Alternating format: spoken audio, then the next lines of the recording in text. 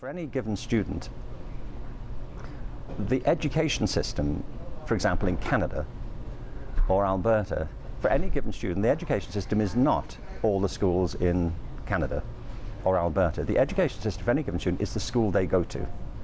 It's the building they go into every morning, and when they go into a classroom and sit down or stand up or get into a group, that's the education system, the teacher they're working with. And a couple of things follow from it. One is that we can transform the education system for any group of students today. If a head teacher and the staff of a school decide they want to change the culture of their school, they can do that right now. And if they do that, they have changed the education system for the students that they're responsible for. And there's actually much more freedom, I believe, in school systems than people often believe.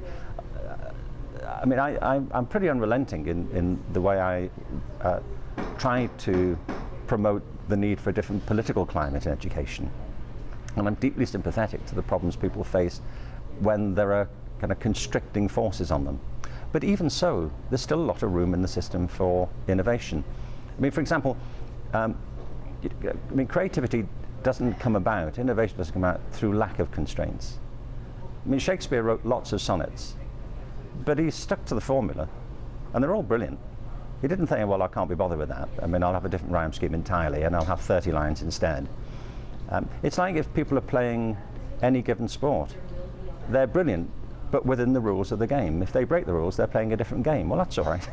They might want to invent a different game, but there's room for virtuosity within the constraints of any system.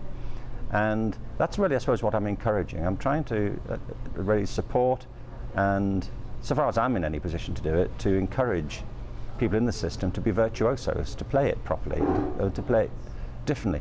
There are some people, honestly, who just don't get it, won't get it.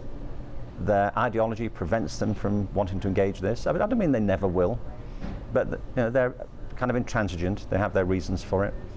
They may be too invested in the old model, but it's a brick wall. It may crumble eventually, but for the time being, it's a brick wall. But there are those who are movable, those who are interested, maybe not convinced yet, but they're open to the argument and willing to suspend their disbelief to see if there's anything in this. And they're the people to work with. I always think you should go where the energy is and connect with that. Go through the open doors if you can, or the ones that are ajar. And then there are those people who move. There are people who are on the move and trying to get this done, and you should form alliances with them and learn from them and make common cause with them. And it will be an iterative process. There'll be some steps forward and some steps back. It's always been like that. All social movements are like that.